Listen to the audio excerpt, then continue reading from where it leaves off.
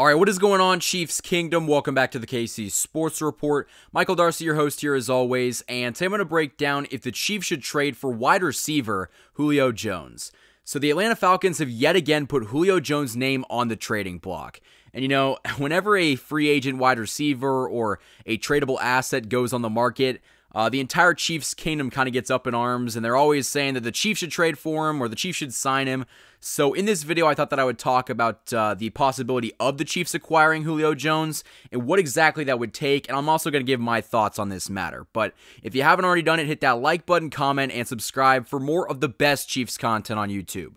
We're trying to hit 6K by the end of the month, and I think we're like 40 or 50 away, so if you guys do enjoy what I do around here and you want to support me, subscribe to KC Sports Report, and I would really appreciate that. So, with that being said, let me give you my thoughts on Julio Jones. So, you know, a lot of Chiefs fans really like the idea of him, and, you know, on paper, it sounds like a great addition. I mean, Julio Jones is a top 5 wide receiver when he's healthy, but this trade, in my mind, would have so many red flags. The first red flag is that his contract is absurd. I mean, his contract is absolutely insane. He's going to make $23 million this year, and if he does not get traded, that's going to cost the Falcons a ton of money, and the Falcons can't cut him because if they cut him, that's $40 million in dead cap space.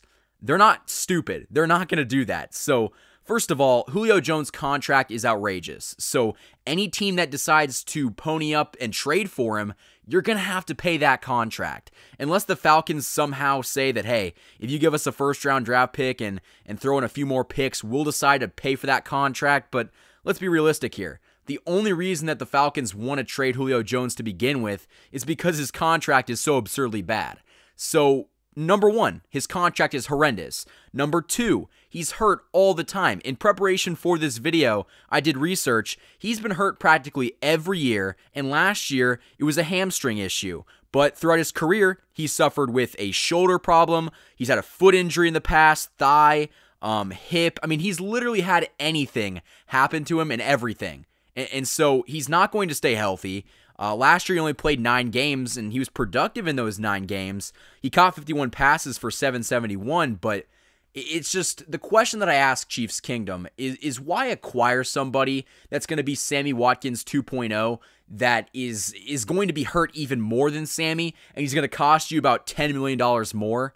I mean, it just doesn't make financial sense, and I understand that the Kingdom wants him, and it makes sense on paper, because honestly, if you did get Julio Jones in a trade, it's the greatest offense ever assembled. You got Patrick Mahomes, Travis Kelce, Tyreek Hill, Julio Jones as your number 2, Mecole Hardman, Clyde Edwards-Helaire alongside this offensive line. I mean, it's the greatest offense ever assembled, and it wouldn't even be close. But it also just doesn't make sense from a trade perspective because I don't really know what the Falcons expect to get out of him.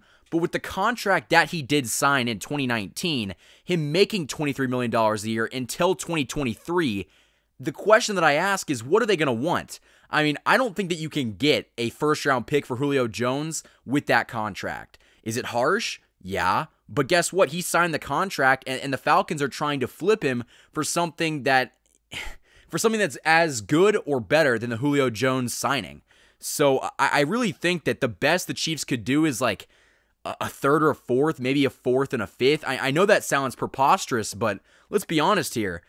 Anybody that trades for him has to take on that contract, and that's where the bulk of the liability is.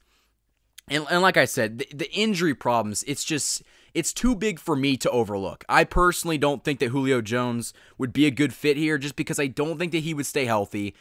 For as much as we complain about Sammy Watkins around here, Julio Jones would be injured more of the time, and actually, according to this website that I was doing a lot of research on, he's actually got like an 87% chance of getting injured this year, so I don't really like the idea of paying up all this money and draft capital in the future to acquire somebody that's most likely going to be hurt at least half the season. But, I mean, we can dream about it. I mean, Julio Jones in this offense, I mean, it'd be unreal. It'd be scary. It would be the best offense in the NFL, and it just wouldn't be fair. And honestly, Julio Jones is a top 3 wide receiver when healthy, but his good days are behind him. He's like a 30-year-old receiver. He's older than that.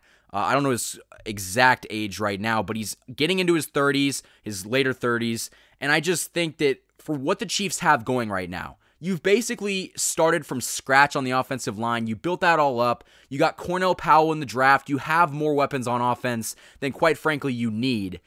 I get it. Julio Jones would be a great addition. It would be, honestly, a mind-boggling trade. It would be one that would break the NFL, quite frankly. But I just don't think that it makes financial sense. I don't think it makes much sense overall to trade future draft capital and pay all that money for Julio Jones, especially because he's not going to end up playing that many games. So Chiefs Kingdom, what do you guys think about my thoughts on Julio Jones? I know I don't have the popular opinion in this instance, but I just think that Julio Jones would be more of a hassle than he would be a help. That's just my opinion, but let me know down in the comments below what you guys think, and if you guys want Julio Jones in Kansas City. I want to hear your thoughts. So hopefully Brett Veach can do what is smart and just follow his plan, because he's done a fantastic job in this offseason of sticking to that plan, and I trust it. So as long as he does that, I think that we'll be just fine with or without Julio Jones. Thank you for watching this video. If you guys enjoyed it, hit that like button, comment, and subscribe for more of the best Chiefs content on YouTube. You can also follow us on Instagram for more of the latest updates on future videos, as well as instant Chiefs news right after it happens. You can also support the channel via the Patreon, as well as buying merchandise from the KC Sports Report store on Teespring. The links to all of those websites will be in the description. You just listened to the KC Sports Report, presented by Michael Darcy.